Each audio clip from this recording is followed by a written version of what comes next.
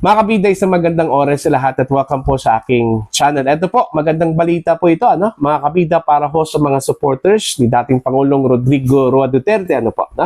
Ito hong balita po, mga kabida, ni Attorney Nicholas Guzman.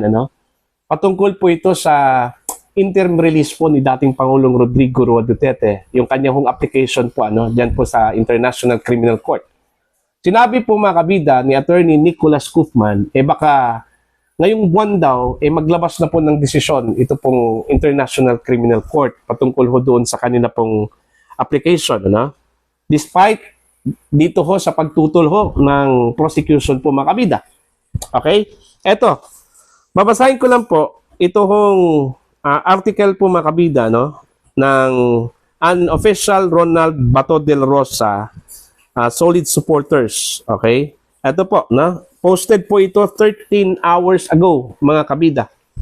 Ang kanila pong article, interim release ni Tatay Digong, inaasahan na madedesisyonan ngayong buwan. Ayan. Inaasahan ni Attorney Nicholas Guzman na magdedesisyon na ngayong buwan ang International Criminal Court sa interim release na hiling ng kanyang kliyente na si dating Pangulong Rodrigo Duterte.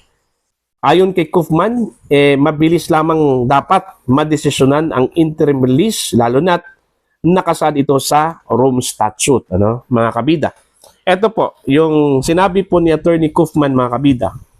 I would hope that within a month, it would be decided. Under the Rome Statute, the judges are meant to rule on the request for interim release as soon as possible. Ayun. So, magandang balita po ito, mga kabida. Ito hong post po ni unofficial Ronald Bato de la Rosa solid supporters. Meron pong 621 reactions, 104 comments, and 14 shares po, mga kabida. Yun na po yung inaasam-asam po ng mga Pilipino, mga kabida, lalong-lalo na po ito hong mga DDS, na makalaya na po, pansamantala ito hong si dating Pangulong Rodrigo Roa Duterte, mga kabida, dyan po sa kanyang detention cell sa The Hague, Netherlands.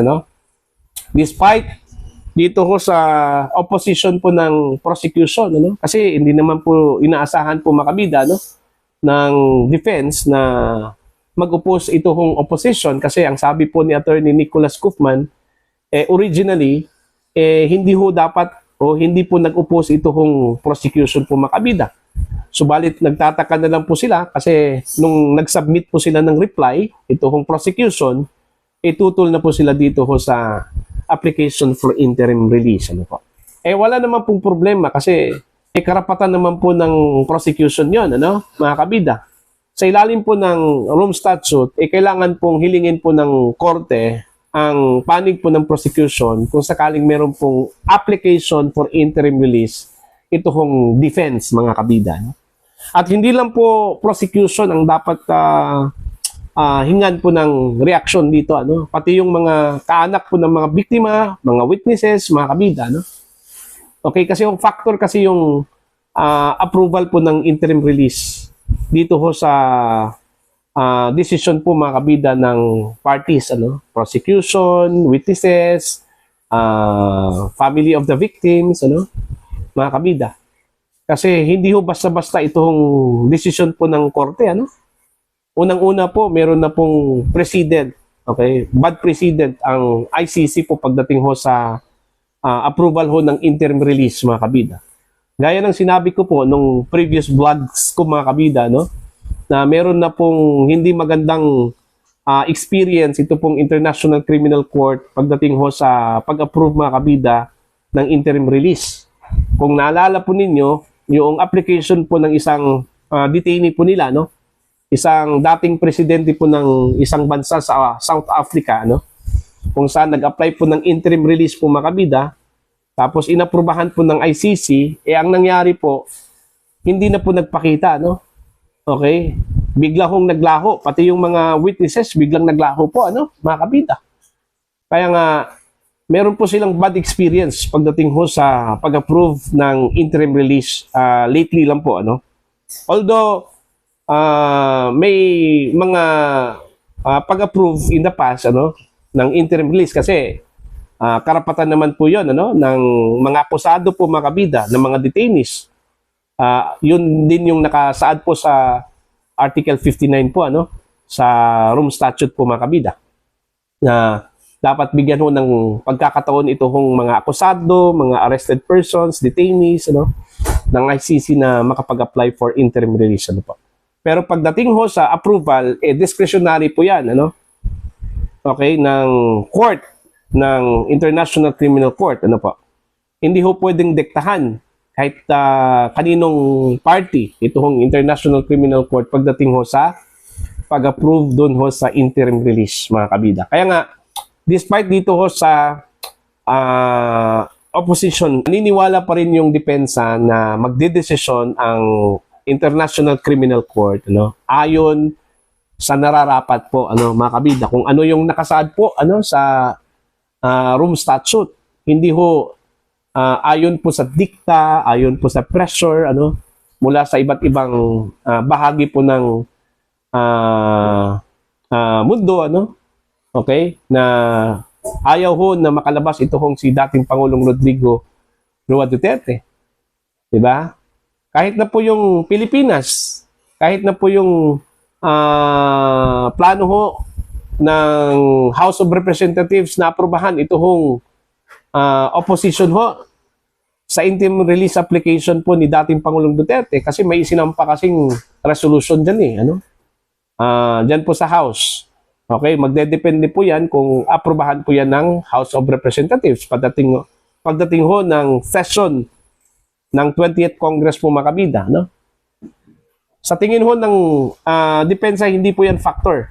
Gaya ng sinabi ko po kanina, naniniwala ang defense na magdedesisyon mga kabida ang korte hindi ayon po sa dikta ng mga outside force kundi naayon po sa kung ano yung nararapat mga kabida. Kasi malaking factor yung humanitarian consideration diba? Malinaw po yan sa Rome Statute mga kabida. At saka kung titingnan po natin yung grounds po ng defense valid naman po yung edad ni Digong at saka yung kanyang karamdaman valid naman po yun. Ilan yun sa mga grounds na pwede hong makukonsidera po makabida ng International Criminal Court. Pero sa kabilang banda naman po, yung grounds po ng prosecution, bakit ayaw ho nilang makalabas po itong si Digong at ma-approve yung kanyang interim release, valid naman po.